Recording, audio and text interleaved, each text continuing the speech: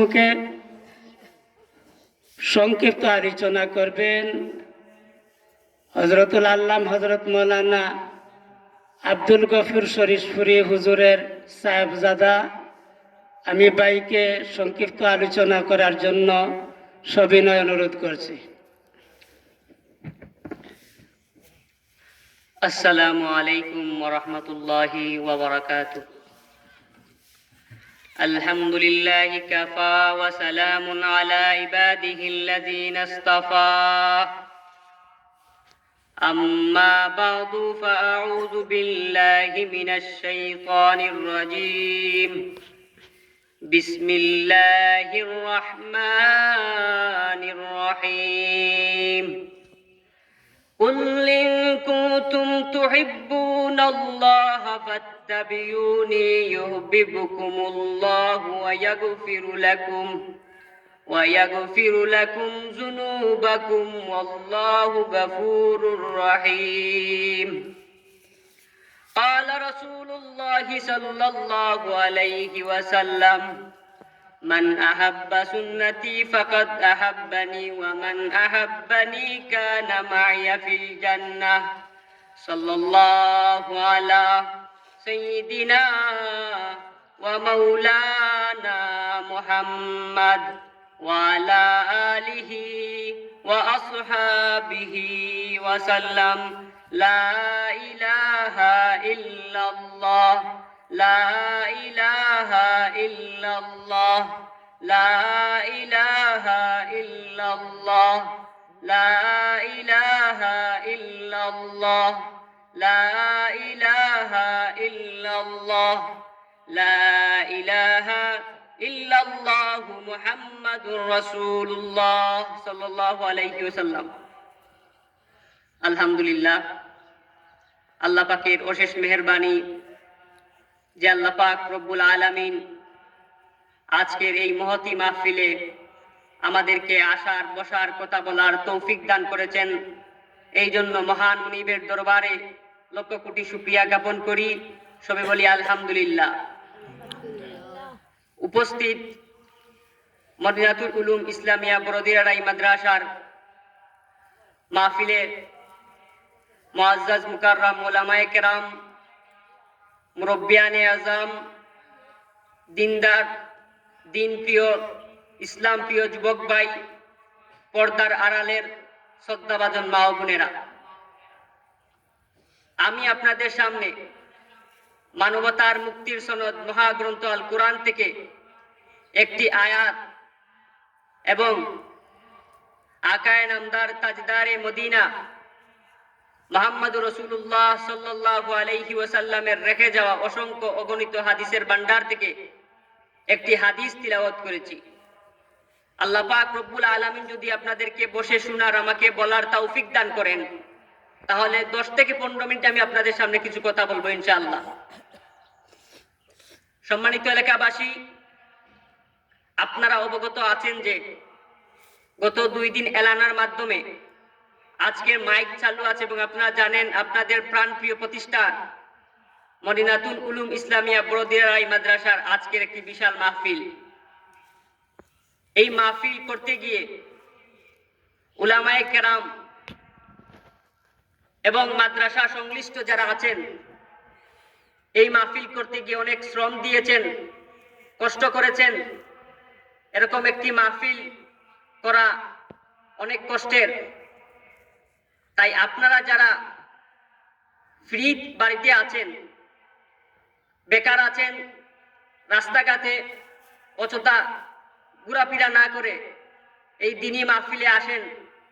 এই মাহফিলে যদি আসেন এবং বসেন, তাহলে আল্লাহ রব্বুল আলামিন বলেন যেখানে দিনী কথা হয়, দিনী আলোচনা হয়, সেখানে আল্লাহর রহমত নাজিল হয়। এটা যেই এলাকায় মাহফিল হয় সেই এলাকায় আল্লাহর রহমত বর্ষিত হয়। রাসূল সাল্লাল্লাহু আলাইহি সাল্লাম একবার বললেন, তোমরা যখন জান্নাতের বাগানের পাশ দিয়ে যাবে তখন তোমরা সেখান থেকে ফলমূল সংগ্রহ করবে। তখন সাহাবায়ে কেরামরা বললেন, ইয়া রাসূলুল্লাহ, জান্নাতের বাগান কোনটি?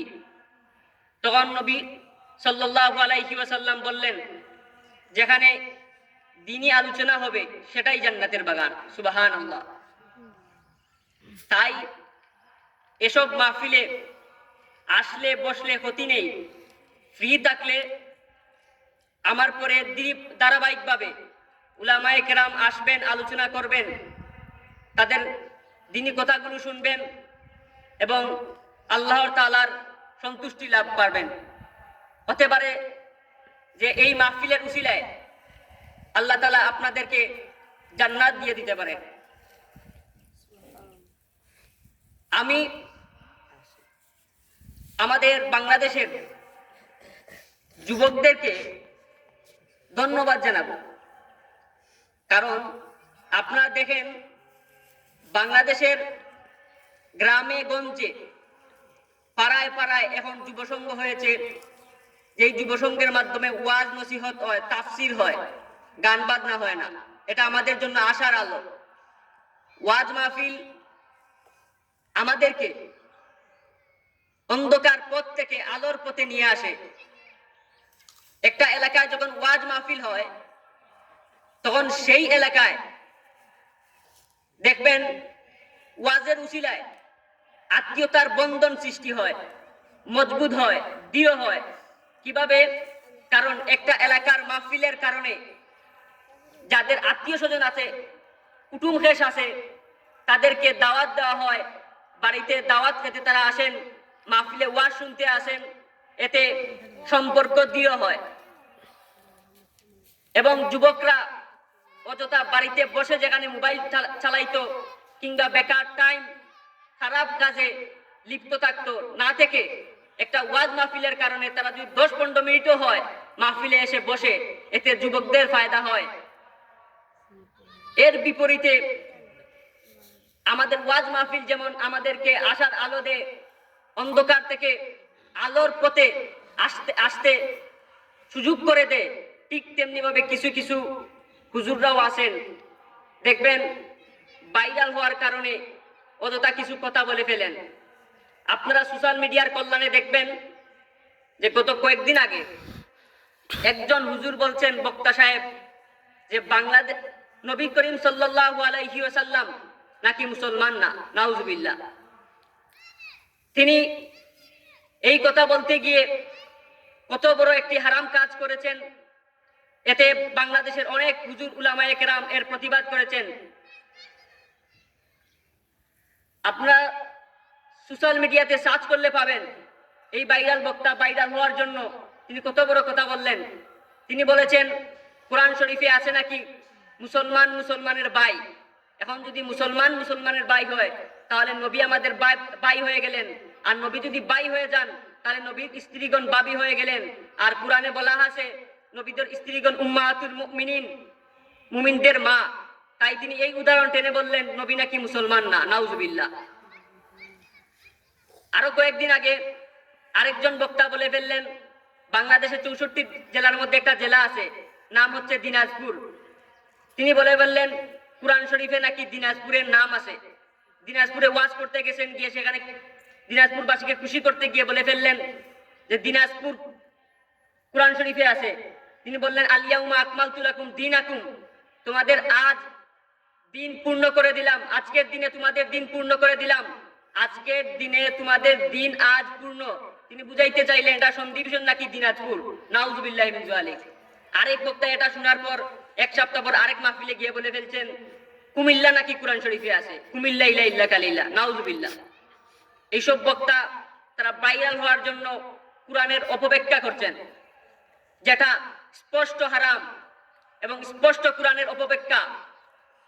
আমরা আরো দেখেছি বাংলাদেশে আবুল সরকার নামে একটা ফাউল বাউল, যে কিনা বলেছে কোরআনে সূরা নাস এটার অর্থ নাকি নাচতে বলা হয়েছে। নাউজুবিল্লাহ।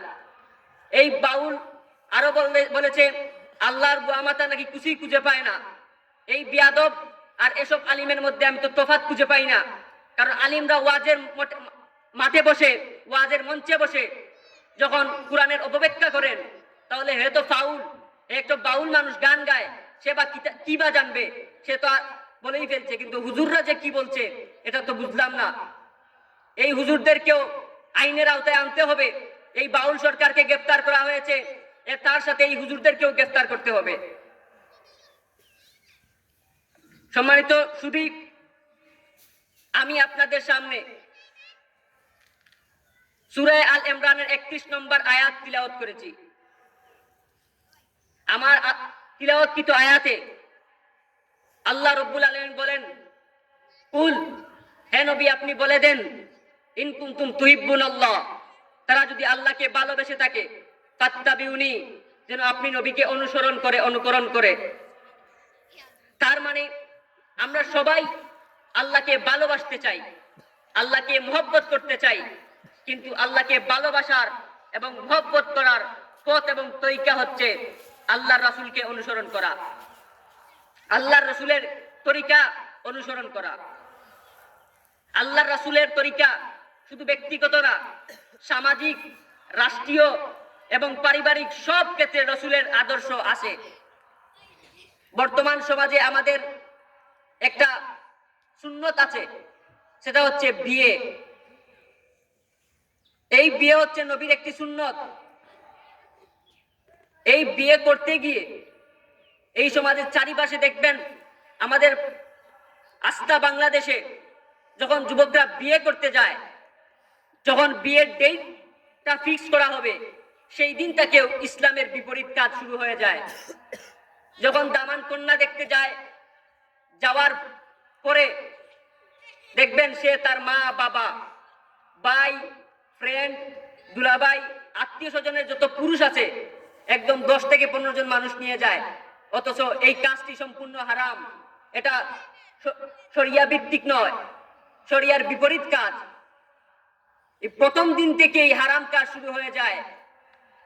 দেখবেন বিয়ে যদি ফিক্সড হয়ে যায়, এই দিন থেকেই ব্লুটুথ স্পিকার কিংবা স্পিকার না থাকলে বাজার থেকে গিয়ে ভাড়া করে স্পিকার আনা হয়। বাজার থেকে ভাড়া করে স্পিকার এনে বড় স্পিকার বাজিয়ে গান বাজানো হয়। এখনকার যুব সমাজ এটা তারা মেনেই নিয়েছে, বিয়ে করতে হলে গান বাজাতেই হবে, এটা বিয়ের অংশ মনে করে। অথচ তারা মুসলমান, এরা মুসলমানের সন্তান, এরা আমার আপনার ভাই, আমার পাশের প্রতিবেশী ভাই, আমাদের এলাকার ভাই, আমাদের দেশের মুসলমান ভাই। অথচ তারা ভুলে গিয়েছে তারা মুসলমান। এই গান বাজনা, এই বাদ্যযন্ত্র ইসলামে যে সম্পূর্ণ হারাম। নিকা, ইজাব কবুল, মোহর সাক্ষী, এর বাইরে যা কিছু আছে বিয়েতে, এর বাইরে ইসলামের শরিয়ার যেটা হারাম নয় এমন ব্যতীত সব কিছুই হারাম। যেমন ধরেন ইজাব কবুল, সাক্ষী, মোহর, এসব ব্যতীত অনেক কিছু আছে যেটা হারাম যদি না হয় তাহলে ইসলাম সমর্থন করে, কিন্তু এর বাইরে সব কিছু হারাম। যেমন গান বাজনা, গায়ে হলুদ, দামাল, এটা সম্পূর্ণ নবীর সুন্নতের এবং নবীর শরিয়া ভিত্তিক, শরিয়ার বাইরের কাজ। দেখবেন বিয়ে শাদী হলেই গানের জন্য দেখবেন একটা এলাকা থেকে দূর এলাকা পর্যন্ত গানের সাউন্ড শোনা যায়। তারা এটা মনে করে না পাশে মসজিদ আছে, পাশে মাদ্রাসা আছে, এই এলাকায় নামাজি ব্যক্তিবর্গ আছেন, আলেম উলামা আছেন, এরা তারা তোয়াক্কাও করে না। তারা মনে করে উলামায়ে কেরামদেরকে ফাইজলামি করে, মনে হয় তারা আরো গান জুড়ে জুড়ে বাজায়। তো উলামায়ে কেরামদের সাথে যদি ফাইজলামি করে গান বাজানো হয় তো উলামায়ে কেরামদের কি হবে? উলামায়ে কেরামদের কিছুই হবে না। কারণ এই কথাগুলো উলামায়ে কেরামদের নয়, এই কথাগুলো ইসলামের। গান আল্লাহ হারাম করেছেন, রাসূল নিষেধ করেছেন গান বাজাতে, বাদ্যযন্ত্র বাজাতে। তুমি উলামায়ে কেরামদেরকে টিটকিরি দিয়ে গান বাজিয়ে কি হবে? কারণ মরার পরে দেখবে তোমার হিসাব তোমাকেই দিতে হবে। তোমার হিসাব তোমার সন্তান দিবে না, তোমার হিসাব তোমার বাবা দিবে না, তোমার হিসাব তোমার ভাই দিবে না, তোমার হিসাব তোমার স্ত্রী দিবে না। নিজের হিসাব নিজেকেই দিতে হবে। যেহেতু নিজের হিসাব নিজেকেই দিতে হবে, তাহলে উলামায়ে কেরামদেরকে তাৎকারি মারে গান বাজানোর কোনো প্রশ্নই আসে না। আমরা যখন এই সমাজের নেতৃত্বটা অন্য কারো হাতে তুলে দেই, তাকওয়াবান নেতা কিংবা তাকওয়াবান ব্যক্তি ব্যতীত নেতৃত্ব কিংবা সমাজের দায়িত্ব দিয়ে দেই, তখন এসব করার সাহস ওরা পায়। কারণ এই সমাজের নেতৃত্ব, এই দেশের নেতৃত্ব যখন একজন তাকওয়াবান, পরেশগার, নামাজি ব্যক্তির কাছে দেওয়া থাকতো, তাহলে এরা এই কাজ করার দুঃসাহস পেত না। আমাদের দেশের সমাজের নেতৃত্ব দেখবেন ফাসেকদের হাতে বেশি, যা অন্তত কষ্টের বিষয়। কোরআনে বলা হয়েছে নেতৃত্ব তাদের কাছেই থাকবে যাদের কাছেই 4টি গুণ থাকবে। কোন 4টি গুণ? যারা নেতৃত্ব পাওয়ার পর সমাজে নামাজ প্রতিষ্ঠিত করবে, অথচ এরা সমাজে কি নামাজ প্রতিষ্ঠিত করবে? এরা নিজেই তো নামাজ পড়ে না, এদের সঙ্গীরাও নামাজ পড়ে না। দ্বিতীয় বলা হয়েছে যারা জাকাত প্রদান করবে, জাকাতের কথা ছড়িয়ে দিবে, তাদেরকে বলা হয়েছে সমাজের দায়িত্ব দিতে, কোরআনে বলা হয়েছে। 3 নম্বরে বলা হয়েছে যারা সৎ কাজের আদেশ দিবে, অসৎ কাজের নিষেধ দিবে, তারা হবে সমাজের দায়িত্ববান, তারা হবে এই সমাজের নেতা। অন্তত আর কোনো দেশে না হোক, আমাদের বাংলাদেশে 95% মুসলিম প্রধান দেশের নেতা এমন হওয়া উচিত। অথচ আমাদের দেশের নেতা, আমাদের দেশের নেতৃত্ব যাদের আছে, অন্তত দুঃখের বিষয় দেখবেন বাউলরা যখন আল্লাহকে কটূক্তি করে, বাউলরা যখন আল্লাহ কোরআনকে নিয়ে কটূক্তি করে, কোরআনের অবমাননা করে, নাস্তিক মুরতাদরা যখন নবীকে নিয়ে ফাইজলামি করে, নবীকে অপমানিত করে কথা বলে, তখন এদের পক্ষে কখনো বিবৃতি আসে না। যখন এদেরকে উলামায়ে কেরামরা আক্রমণ করেন কিংবা ধরার চেষ্টা করেন, তখন উলামায়েদের বিপক্ষে বিবৃতি আসে। এটা আমাদের দুঃখের বিষয়, এটা আমাদের কষ্টের বিষয়, কারণ আমরা নেতা তাদের কি বানিয়ে দিয়েছি। এটা আমাদের আফসোস যে 95% মুসলিম প্রধান দেশে এরকম হওয়ার কথা ছিল না। এটা আমাদের কষ্টের।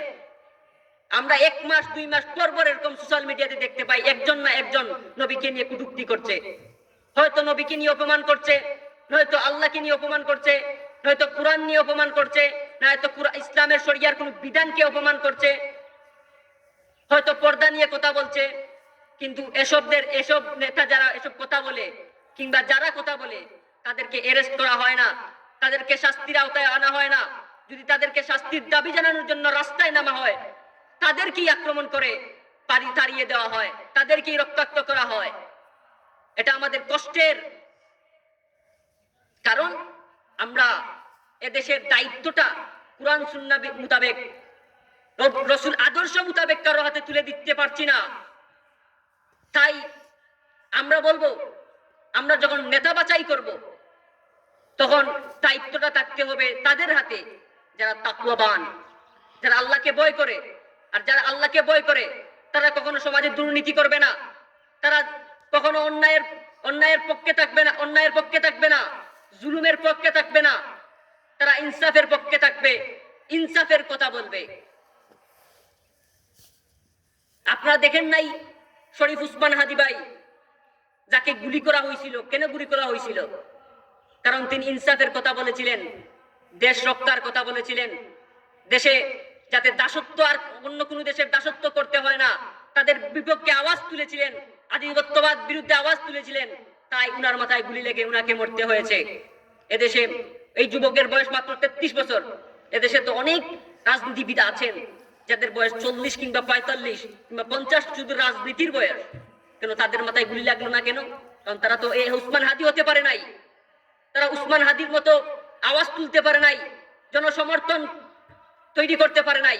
তাই তাদের মাথায় গুলি লাগে নাই। গুলি লাগছে কার মাথায়? হাদির মাথায়। আমাদের ভাই শরীফ উসমান হাদির জন্য আমরা দোয়া করব, যাতে এদেশে এরকম শরীফ উসমান হাদি লক্ষ লক্ষ তৈরি হয়। শুধু শরীফ উসমান হাদি না, শরীফ উসমান হাদিরা যখন দেশের জন্য লড়বে, তখন আমরা তাদেরকে সাপোর্ট দিব। কারণ কি? কারণ এদেশ যদি আমাদের নিয়ন্ত্রণে না থাকে, তাহলে দেখবেন কখনো আমেরিকা, কখনো ইন্ডিয়া আমাদের উপরে আক্রমণ চালাবে। তখন দেখবেন এভাবে খোলা ময়দানে আমরা আর মাহফিলে আয়োজন করতে পারবো না, খোলা ময়দানে আমরা এভাবে কথা বলতে পারবো না, উলামায়ে কেরামরা নিজেদের মতো করে ইসলামের প্রচার করতে পারবেন না। বিদায় দেশটা আমাদের এবং উলামায়ে কেরামদের নেতৃত্ব থাকা দরকার। এই জন্য শরীফ উসমান হাদি ভাইদের মতো যারা দেশকে দাসত্ব মুক্ত করতে চায়, যারা ফ্যাসিস্টদেরকে তাড়িয়ে দিতে চায়, যারা অন্যের প্রতিবাদ করতে চায়, যারা ইনসাফের পক্ষে থাকতে চায়, তাদেরকে আমরা সবসময় সাপোর্ট করব। তাই আমরা রসুলের আদর্শকে আঁকড়ে ধরতে হবে, আমরা নিজেদেরকেও সৎ হতে হবে, আমরা নিজেদেরকে তাকওয়াবান হতে হবে, নিজেদেরকেই আমরা আগে শক্তিশালী করতে হবে রসুলের আদর্শে আদর্শিত হয়ে। আমরা জানি যারা উলামায়ে কেরাম আছেন তারা আলোচনা করবেন যে সুন্নতের কত ফজিলত। কোনো একজন ব্যক্তি যদি রসুলের একটা সুন্নতকে আঁকড়ে ধরতে পারে, তার জন্য জান্নাত ফরজ হয়ে যায়। আমি আপনাদেরকে একটা ঘটনা বলি নবীর সুন্নতের ফজিলত সম্পর্কে। উমর ফারুক রাদিয়াল্লাহু তাআলা আনহুর জামানায় সাদ ইবনে আবু ওয়াক্কাস রাদিয়াল্লাহু তাআলা আনহুকে সেনাপতি করে মিশরে পাঠানো হলো। মিশর তখন যুদ্ধ চলছিল। তখন সাদ ইবনে আবু ওয়াক্কাস রাদিয়াল্লাহু তাআলা আনহু উনার দলবল নিয়ে মিশরে গেলেন। মিশরে যাওয়ার পর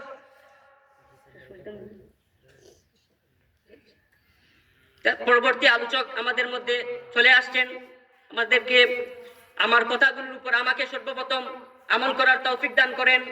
এরপরে আপনাদেরকেও আল্লাহ তাআলা নবীর সুন্নত এবং নবীর আদর্শে চলার তৌফিক দান করেন। ওয়া আখিরু দাওয়ানা আলহামদুলিল্লাহি রাব্বিল আলামিন।